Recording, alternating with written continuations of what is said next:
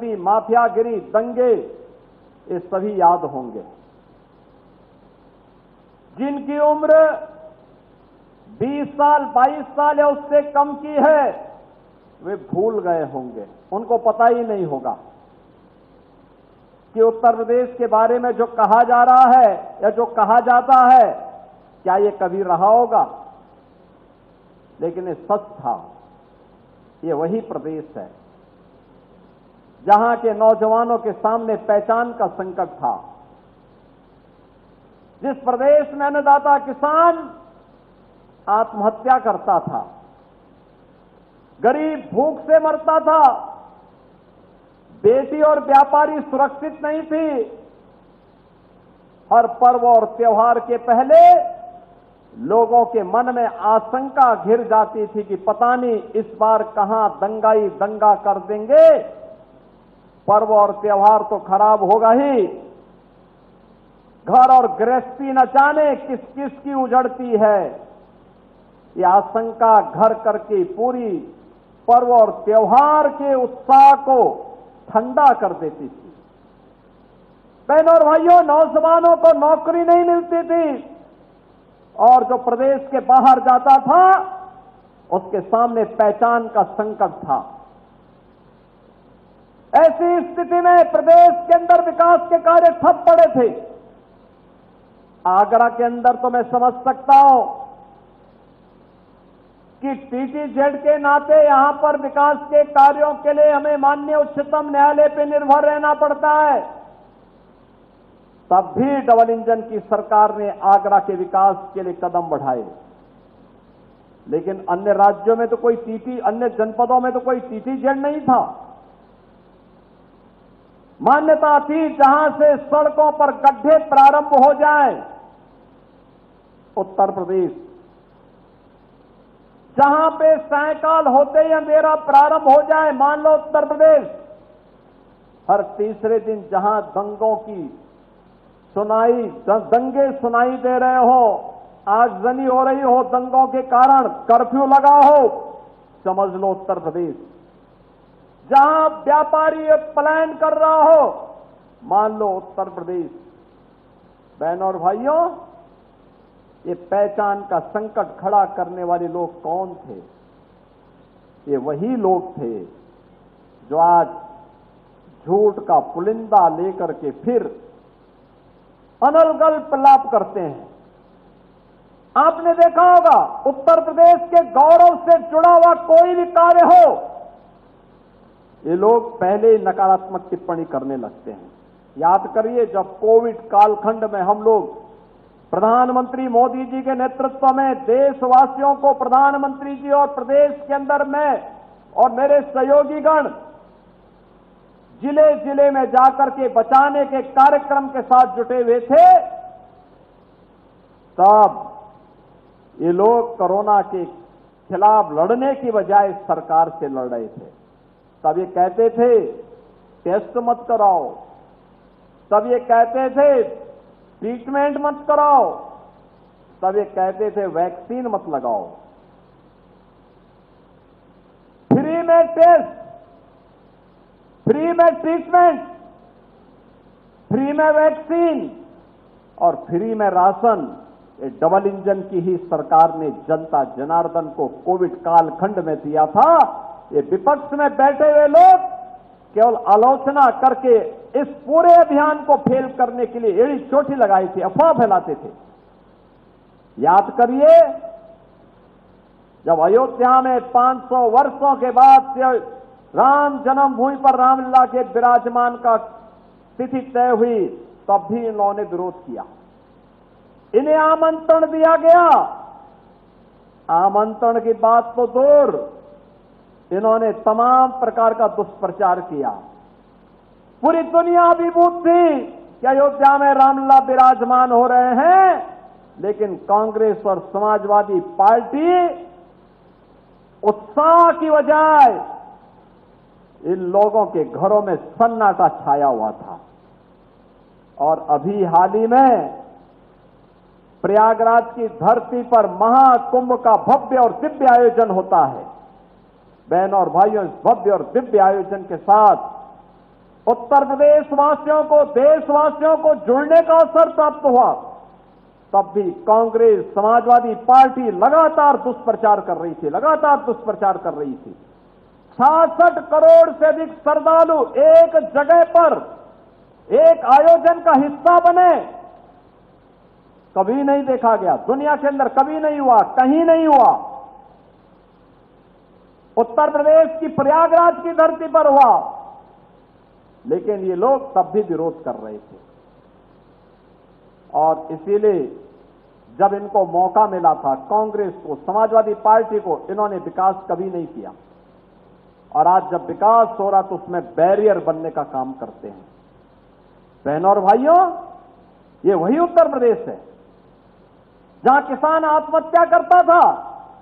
ये double engine की सरकार आई, पहला ही फैसला था अन्नदाता किसानों की कर्ज माफी का, लघु और सीमांत किसानों का कर्ज माफी का कार्यक्रम संपन्न किया गया। कर्ज माफी का कार्यक्रम हुआ, प्रधानमंत्री फसल बीमा योजना, प्रधानमंत्री कृषि सिंचाई योजना, और आज प्रधानमंत्री किसान सम्मान निधि के माध्यम से 2,62,00,000 से अधिक किसान अब तक 80,000 करोड़ रुपए को सीधे उनके खातों में भेजा जा चुका है।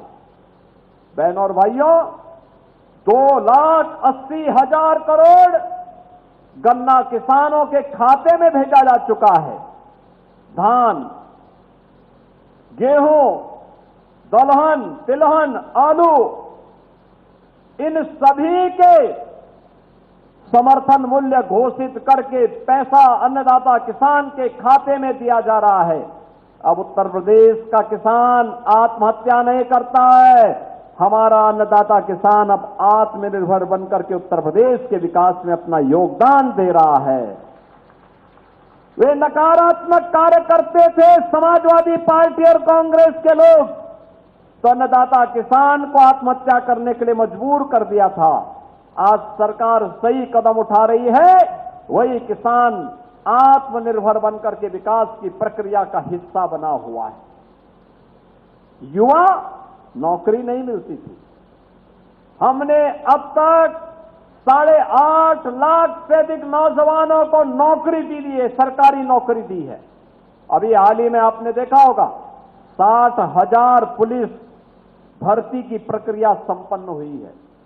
60,000 में से 12,000 में तो केवल बेटी ही सिलेक्शन हुई है। बहनों और भाइयों, ये कभी नहीं हुआ था इतने बड़े पैमाने पर नौकरी। परंपरागत उद्यम को प्रोत्साहित करने के लिए कार्यक्रम, एमएसएमई के माध्यम से पहले ये लोग समाजवादी पार्टी और कांग्रेस के लोग 1 डिस्ट्रिक्ट 1 माफिया पैदा करते थे। हमने 1 डिस्ट्रिक्ट 1 मेडिकल कॉलेज दिया है, 1 डिस्ट्रिक्ट 1 प्रोडक्ट भी ये डबल इंजन की भारतीय जनता पार्टी की सरकार ने दिया है। नौजवानों को नौकरी मिली, रोजगार के अवसर खुले, प्रदेश विकास के पथ पर आगे बढ़ रहा है। आज देश के सबसे ज्यादा एक्सप्रेसवे यूपी के पास, इंटर स्टेट कनेक्टिविटी यूपी के पास, सबसे अधिक मेट्रो यूपी के पास, सबसे ज्यादा रेलवे का नेटवर्क यूपी के पास, सबसे अच्छी हाईवे यूपी के पास, सबसे ज्यादा एयरपोर्ट यूपी के पास, और सबसे ज्यादा युवा ऊर्जा, प्रतिभाशाली युवा उत्तर प्रदेश के पास। आज उत्तर प्रदेश देश के अंदर सर्वाधिक खाद्यान्न पैदा करने वाला राज्य है। आज उत्तर प्रदेश सर्वाधिक आलू पैदा करने वाला राज्य है, सर्वाधिक गन्ना पैदा करने वाला राज्य है, सर्वाधिक इथेनॉल पैदा करने वाला राज्य है। और उत्तर प्रदेश आज देश के अंदर हर एक क्षेत्र में नंबर 1 की प्रतिस्पर्धा में आगे बढ़ करके देश के अंदर बीमारू राज्य नहीं, अब विकास की प्रक्रिया में अग्रणी राज्य बन करके अभी देश की नंबर 2 अर्थव्यवस्था बन चुका है। और यही विकास की रफ्तार रही, आने वाले समय में नंबर 1 की अर्थव्यवस्था बनने में ज्यादा देर नहीं लगने वाली है। बहनों और भाइयों, यही आग्रह है, पेयजल के लिए लोग तरसते थे। डबल इंजन की सरकार आई, गंगा जल आगरा वासियों को पिलाया जा रहा है। मेट्रो आगरा वासियों को मिल गया है, अब आगरा मेट्रो सिटी भी हो गई है। एयरपोर्ट का निर्माण, सिविल टर्मिनल का निर्माण अंतिम चरणों में चल रहा है। यह वही आगरा है जिस आगरा के बारे में तमाम प्रश्न खड़ा करते थे। और जब मैं आया था, पिछली सरकार की सोच को देखो, इसी आगरा में ये लोग कहते थे इन्होंने एयरपोर्ट नहीं बनाया, मेट्रो नहीं दी, पेयजल की सुविधा नहीं दी, यहां के अन्य बुनियादी सुविधाएं नहीं दी। हर घर नल की योजना आज डबल इंजन की सरकार दे रही है। गांव गांव की कनेक्टिविटी को डबल इंजन सरकार कर रही है। सर्वे अटल जी के बटेश्वर को वैश्विक पटल पर लाने का काम एक डबल इंजन की सरकार कर रही है। यहां के पेठा को भी और यहां के लेदर इंडस्ट्री को भी जान देने का काम एक डबल इंजन की सरकार कर रही है। लेकिन पिछली सरकार ने क्या कहा, यहां पे एक म्यूजियम का निर्माण भी लोग करा रहे थे, उसका नाम भी इन्होंने मुगल म्यूजियम रखा। हमने कभी मुगलों का आगरा से क्या संबंध है? आगरा का संबंध ब्रजभूमि से है, वृंदावन बिहारी लाल से है, राधा रानी से है, और आगरा की पहचान अगर किसी से है तो छत्रपति शिवाजी महाराज से है। और इसीलिए हमने कहा यहां का म्यूजियम का नामकरण मुगल म्यूजियम नहीं होगा, छत्रपति शिवाजी महाराज के नाम पर होगा। छत्रपति शिवाजी महाराज के नाम पर होगा। और छत्रपति शिवाजी महाराज का एक भव्य स्मारक बनाने की कार्य योजना को लेकर के भी सरकार आगे बढ़ चुकी है। बहनों और भाइयों, ये सरकार विरासत को भी और विकास को भी प्राथमिकता के आधार पर आगे बढ़ा रही है। उनकी सोच नकारात्मक थी, तो अपनी नकारात्मक सोच के नाते वे नकारात्मकता पैदा करते थे, और इसीलिए जनता ने उनको न घर का रखा न घाट का रखा। इसीलिए उनकी स्थिति आज खराब है। हमारी सोच सकारात्मक थी, जनता जनार्दन का विकास भी किया, गरीब कल्याणकारी योजनाओं के साथ भी जोड़ा, और विरासत का सम्मान करते हुए उनकी पुनर्स्थापना का काम भी हो रहा है। काशी में काशी विश्वनाथ धाम, अयोध्या में श्री राम जन्मभूमि में रामलला का विराजमान होना, विंध्यवासिनी धाम में मां विंध्यवासिनी का भव्य कॉरिडोर का निर्माण हो जाना, नैमिषारण्य में नैमिषारण्य का भव्य कॉरिडोर के निर्माण का कार्य हो जाना, और अभी तो हम मथुरा वृंदावन की ओर बढ़े हैं। इस बार हमने बजट में व्यवस्था कर दी है वृंदावन बिहारी लाल के भव्य कॉरिडोर के निर्माण के कार्यक्रम को भी सरकार आगे बढ़ाने जा रही है। आज तो आगरा में भी रिंग रोड बन रही है। हर विकास के कार्य को लेकर के आगे बढ़ने के लिए सरकार कृत संकल्पित है, और उसी संकल्पना के साथ आज 635 करोड़ रुपए की परियोजनाओं को लेकर के हम आए हैं। गरीब कल्याणकारी योजनाओं में आप देख सकते हैं, देश के अंदर डबल इंजन की सरकार ने प्रधानमंत्री मोदी जी के नेतृत्व में 4 करोड़ गरीबों को मकान दे दिए, 80 करोड़ लोग फ्री में राशन की सुविधा का लाभ प्राप्त कर रहे हैं। बहनों और भाइयों, 50 करोड़ लोग आयुष्मान भारत में देश के अंदर 5 लाख रुपए की स्वास्थ्य का कवर प्राप्त कर रहे हैं। देश के अंदर 45 करोड़ लोगों के जनधन अकाउंट खुल गए। भ्रष्टाचार पर प्रहार का यह सबसे सशक्त माध्यम था। आज उनके अपने अकाउंट हो गए तो सरकार की कोई भी योजना का पैसा सीधे उनके खाते में जाता है।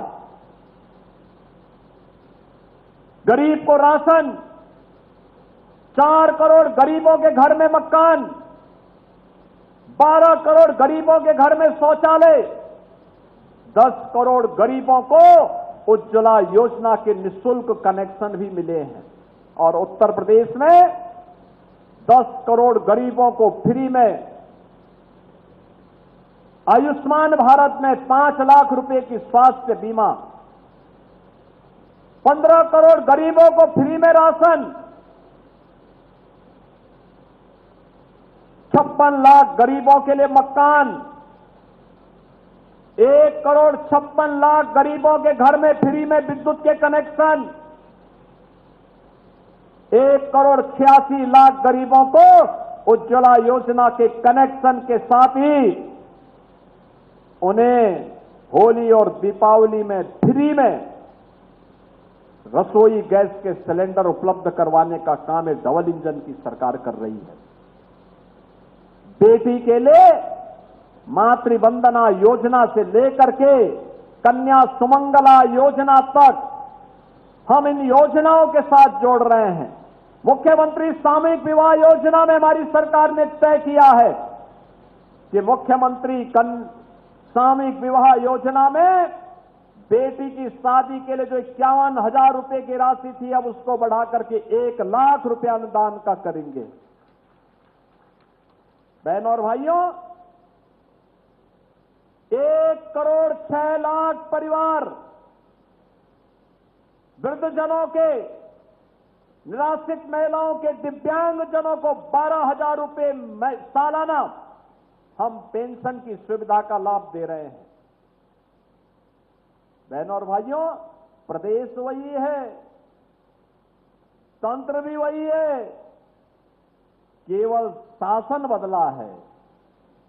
पहले जो शासन में थे अपने परिवार का सोचते थे, लेकिन मोदी जी के मंत्र को लेकर के, सबका साथ और सबके विकास के मंत्र को लेकर के आज जब कार्य करना प्रारंभ हुआ है, डबल इंजन की भाजपा की सरकार आई है, तो 8 वर्ष ये सेवा के भी हुए, सुरक्षा के भी हुए, सुशासन के भी हुए, विरासत और विकास का अद्भुत समन्वय देखने को मिल रहा है। हर ओर विकास के कार्य भी दिखाई दे रहे हैं, गरीब कल्याणकारी कार्य भी दिखाई दे रहे हैं। हर एक तबके के जीवन को आत्मनिर्भर बनाने के लिए ये डबल इंजन की सरकार लगातार कार्य कर रही है। और इसीलिए कह सकते हैं 8 वर्ष उत्तर प्रदेश के इतिहास के उत्कर्ष के वर्ष हैं। और उत्कर्षता के इन 8 वर्षों के लिए आप सभी आगरा वासियों को मैं बधाई देने के लिए आज आगरा में आपके बीच आया हूं। आपने हमारे जनप्रतिनिधियों को अपना आशीर्वाद दिया है, इसके लिए यह कृतज्ञता ज्ञापित करने का समय भी है। अच्छे जनप्रतिनिधि चुनते हैं तो विकास लेके आते हैं, गलत लोगों को चुनते तो वे वही डकैती डालते, हड़पते, सार्वजनिक जमीनों पर कब्जा करते।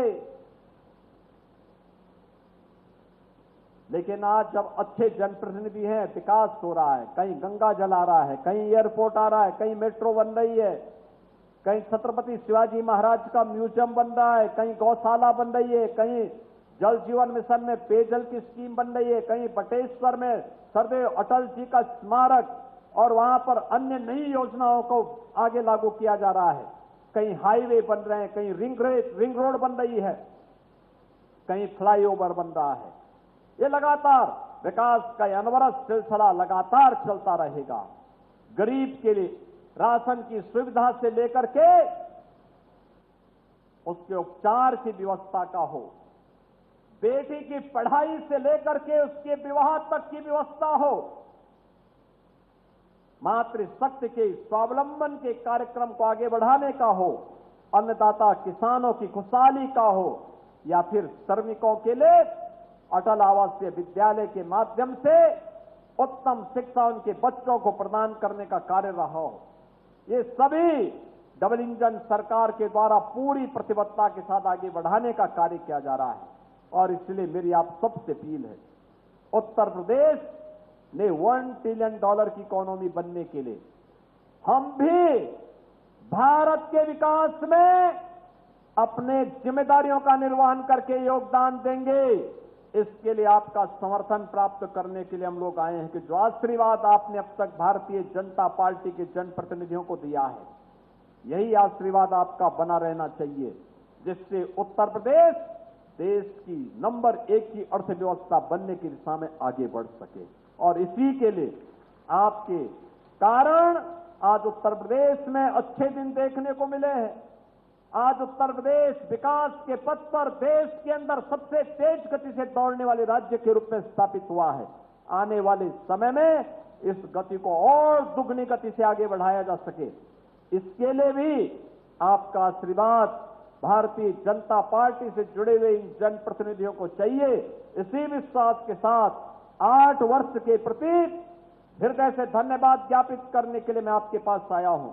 आज के इस अवसर पर 635 करोड़ रुपए की जो विभिन्न परियोजनाएं आज आगरा को प्राप्त हो रही हैं, इन सब की भी मैं आपको बधाई देता हूं। सभी जनप्रतिनिधियों को धन्यवाद देता हूं और विश्वास करता हूं कि हम सब आगरा और उत्तर प्रदेश के विकास के साथ कदम से कदम मिलाकर के इसी प्रतिबद्धता के साथ आगे बढ़ेंगे। आप सबके प्रति मेरी मंगलमय शुभकामनाएं हैं। धन्यवाद। जय हिंद। एक बार जोरदार तालियों के साथ अभिनंदन, वंदन, स्वागत। परम आदरणीय श्रद्धेय यशस्वी माननीय मुख्यमंत्री अपने प्रेरणादायक संबोधन से हम सभी को अंकित कर रहे थे। जोरदार तालियों के साथ खड़े होकर अभिवादन हमारे पूरा जनपद आगरा। एक बार जोरदार तालियों के साथ अभिवादन। जय जय श्री राम, जय जय श्री राम। और एक बार पुनः दिल की गहराइयों से जनपद निवासियों की तरफ से आभार प्रकट करते हुए परम आदरणीय श्रद्धेय यशस्वी माननीय मुख्यमंत्री जी का कि आपने प्रेरणादायक संबोधन और अपने बहुमूल्य क्षणों के साथ हमारे आज के इस कार्यक्रम में